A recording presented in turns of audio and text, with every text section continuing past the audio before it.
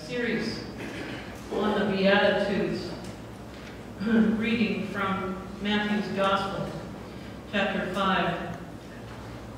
When Jesus saw the crowds, he went up the mountain, and after he sat down, his disciples came to him. Then he began to speak and taught them, saying, Blessed are the poor in spirit, for theirs is the kingdom of heaven. Blessed are those who mourn, for they will be comforted. Blessed are the meek, for they will inherit the earth. Blessed are those who hunger and thirst for right to prevail, for they will be filled. Blessed are the merciful, for they will receive mercy. Blessed are the peacemakers, for they will be called children of God. Blessed are you. Blessed are those who are persecuted for righteousness' sake, for theirs is the kingdom of heaven. Blessed are you when people revile you and persecute you and utter all kinds of evil against you falsely on my account. Rejoice and be glad, for your reward is great in heaven. For in the same way they persecuted the prophets who were before you. You are the salt of the earth. But if salt has lost its taste, how can its saltiness be restored? It is no longer good for anything, but is thrown out and trampled underfoot. You are the light of the world. A city built on a hill cannot be hid. No one, after lighting a lamp, puts it under the bushel basket, but on the lampstand, and it gives light to all in the house. In the same way, let your light shine before others, so that they may see your good works and give glory to your Abba Father in heaven. Thus ends the reading of the word. Thanks be to God. I have 2 dogs. You know that. I had 3. I have 2. Chiquita, actually Senorita Chiquita Burrita. Thank you. Burrita, B-U-R-R-I-T-A. I know, it's cute. And I have Sunny, or literally Senor Sonrisas, which means Mr. Smiles in Spanish, because he smiles. How many of you have ever had a dog that smiled? My dogs have a language of their own. It was a language, as a matter of fact, when Chiquita started speaking to me in her special language, I'd never heard it before. And I kind of, what kind of a noise is that? It wasn't a bark, you know, it wasn't a whine, it wasn't a growl, it was kind of a growl. And I went, well, what is that? What is it? What are you saying? It seemed pleasant enough. It wasn't an unhappy sound, but it was communicating something to me. And she only does it in the morning. She doesn't do it at night. And so it's around feeding time. It's kind of like around breakfast time, but it's not around supper time. So I'm figuring, well, this must be, good morning, Mom. Glad you're up. Good to see you. Given any thought to breakfast?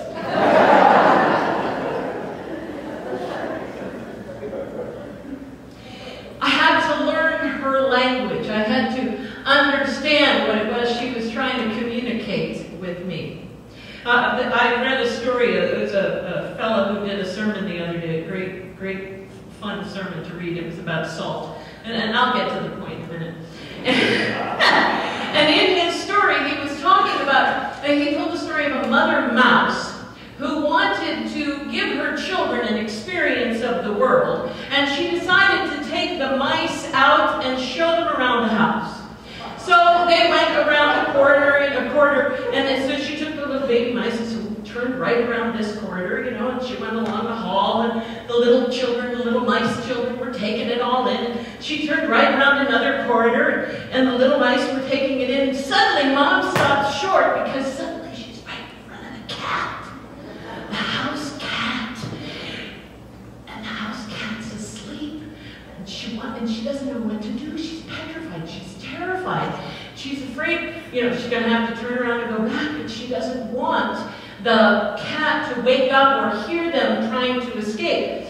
So she's tiptoeing with the kids by the cat. And the cat opens up his eyes and sees the mother mouse and her and is just about to whip the mouse mother with the paw when the mouse mother begins to bark like a dog. Whoa! She didn't know what else to do. She barked like a dog, and suddenly, you know what happened? That cat just stopped in its tracks and ran away.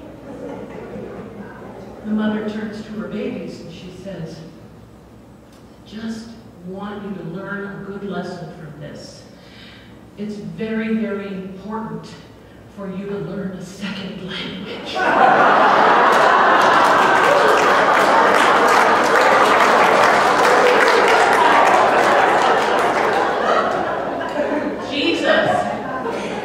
Jesus in these Beatitudes, Jesus in teaching us, in talking about these Beatitudes, in lifting up these blessings, in calling us to live these Beatitudes, to be these people, to be blessed among the poor, to be blessed among those who are persecuted, is learning the language of God.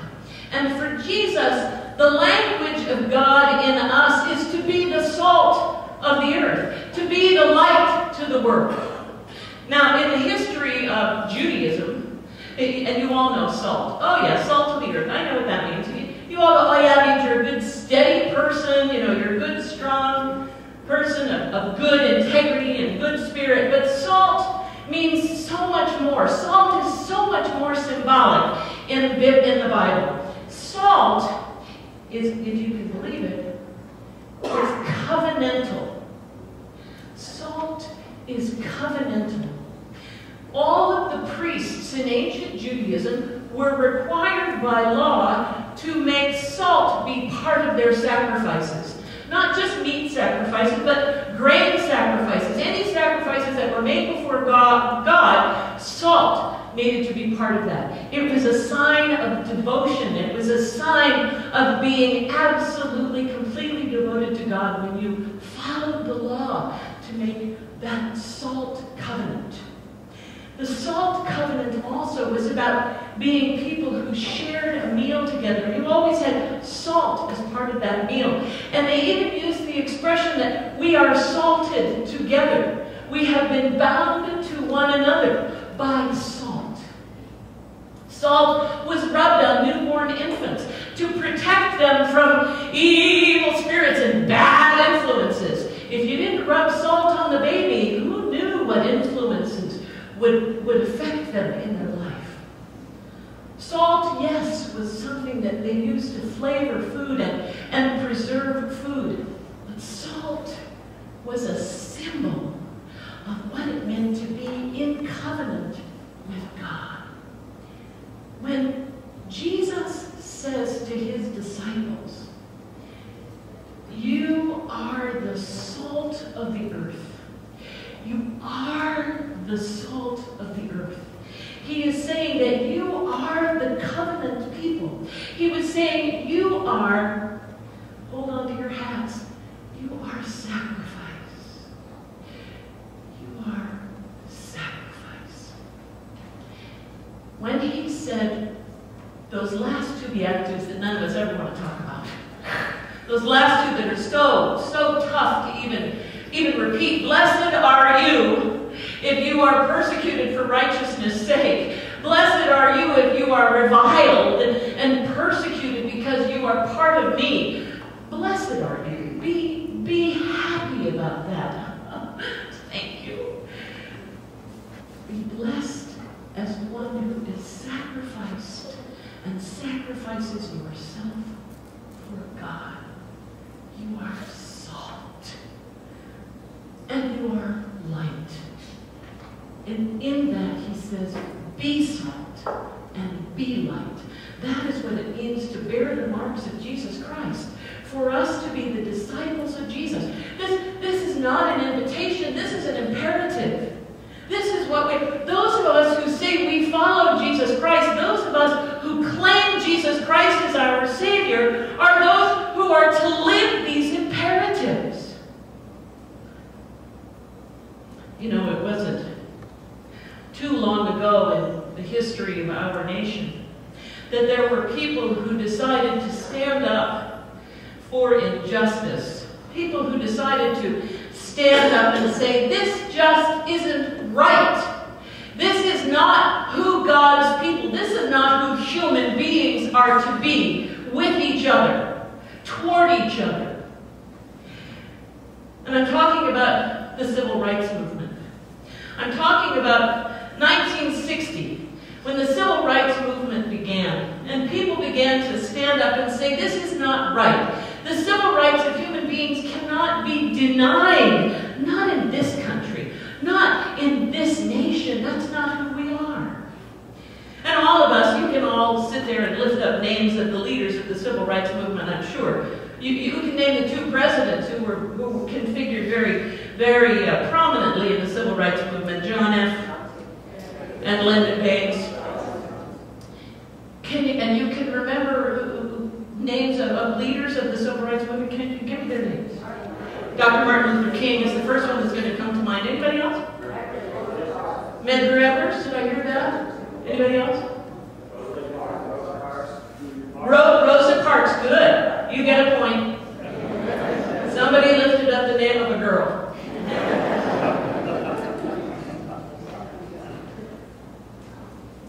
There are incredible quantities of people whose names are remembered. Most of them were men, lifted up as the bad guys and the good guys.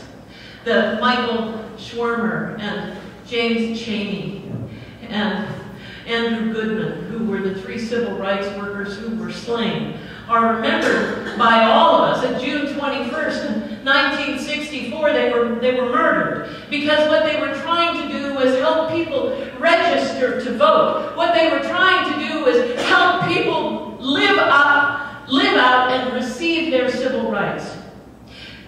But there were a whole lot of other people who were involved in the movement. Many of them were women. Many of them were white women. Many of them were jailed and beaten just like the men. Many of them were jailed and beaten within an inch of their lives and raped. And they went to the South to live up to what they believed was the right thing to do. And they were persecuted for it. Viola Gregg Luiso was murdered.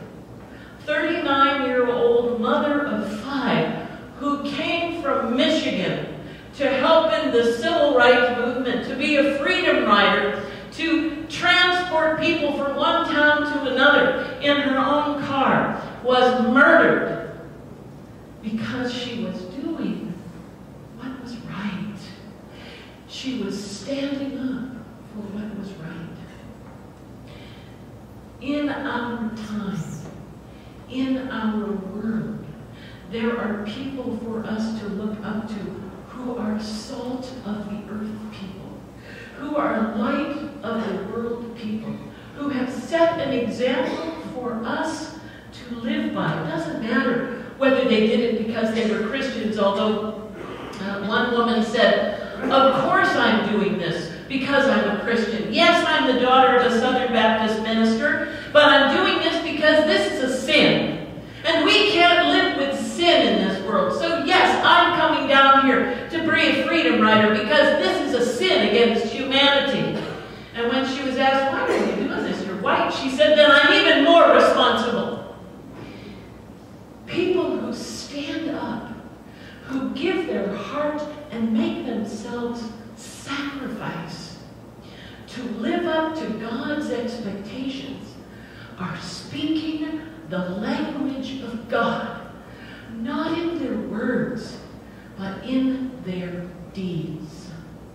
Jesus Christ calls us in these Beatitudes to be the salt, to be willing to sacrifice who we are for the good of humankind, to be willing to sacrifice our own stuff, our own business, our own needs for the good of humankind, for what is right for humankind, and to be the light of the world, to live that light, to shed that light, to spread that light for for all people to see. You are called to be the salt of the earth. You are called to be the light of the world. It isn't about a potential that's inside you that you need to recognize and develop. It is what God has made you already. When you were called, the person who you were when you were called, the condition that you were in when you were called, is that